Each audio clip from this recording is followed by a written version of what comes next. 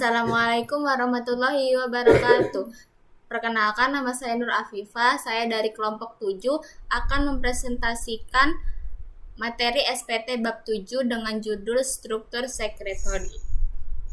Jadi, di sini struktur sekretori itu terbagi menjadi dua, yaitu struktur sekretori eksternal dan struktur sekretori internal.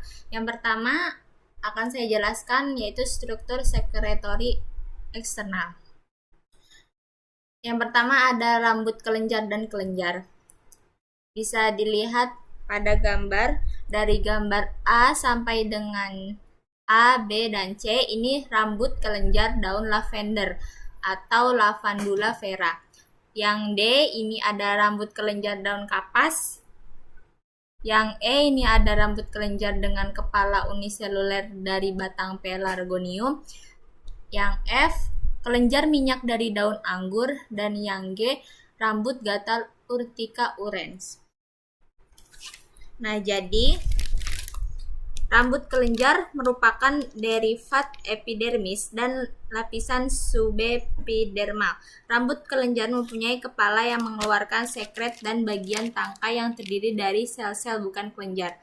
Nah, sekretnya dapat berupa minyak, contohnya pada mentar dan di stamnus ada lendir, contohnya pada tumbuhan insektivor Pinguicula berupa mukopolisakarida yang berfungsi untuk menjerat serangga, dan ada garam, contohnya pada artiplex, ion disekresikan ke vakuola sel kepala. Selanjutnya ada nektaria, yaitu kelenjar madu.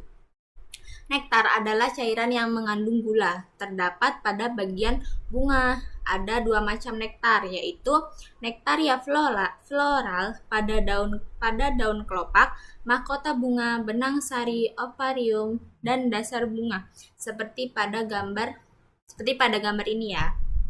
Selanjutnya ada nektar ekstrafloral, ada pada batang, daun, stipula, dan tangkai bunga. Nah, di sini dari gambar A, ada gambar A ini yaitu septal Narcissus, dan B ada gladiolus, dan C ada dasar statementi, lalu D ada dasar ovarium eura, lalu E di bawah statement coccolobah, F cakram di bawah ovarium jatropha, lalu G ada cakram di antara ovarium dan statement perithetia, H cakram di bawah ovarium inferior mastisia. Nah, habis itu 1 bantalan rambut pada dasar sepal Corcorus, mangkuk bunga prunus, modifikasi statement cinnamomum, dan kelenjar di dasar statement linum. Selanjutnya ini itu ada yang pertama tadi nektar floral. Nah, ini ada nektar ekstraflorar. Ini nektar ini ada pada tumbuhan Euphorbia pulcherrima. Yang ketiga ada osmophora. Jadi osmophora itu kelenjar yang menghasilkan minyak menguap pada bagian-bagian bunga yang berdiferensiasi menjadi bentuk rambut, sikat atau sirip. Terdapat pada seludang bunga Aracea dan jaringan penarik serangga pada bunga Orchidacea. Pengeluaran senyawa lewat ruang antar sel atau saluran tertentu. Dari gambar A sampai gambar E, bunga-bunga yang diuji dengan pewarnaan merah sampai netral untuk mengetahui letak di mana osmophora itu. Lalu gambar F sampai dengan G pada bunga Ceropegia stapeliiformis memperlihatkan tahap awal aktivitas sekresi jaringan di bawah epidermis yang masih mengandung banyak pati. Setelah minyak menguap di jaringan epidermis, maka sel-sel di bawahnya tampak kosong.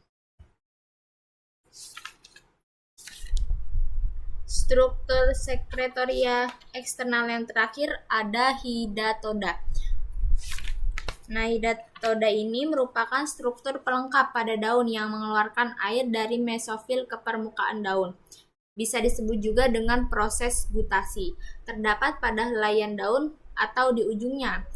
Hidatoda mengeluarkan air dari ujung trakeit di daun yang terdapat epitem, yaitu parenkim yang tidak berklorofil dengan ruang antar selnya dapat dilalui air menuju bagian terbuka pada sel epidermis, yaitu stomata. Dari gambar ini bisa terlihat struktur dari hidatoda.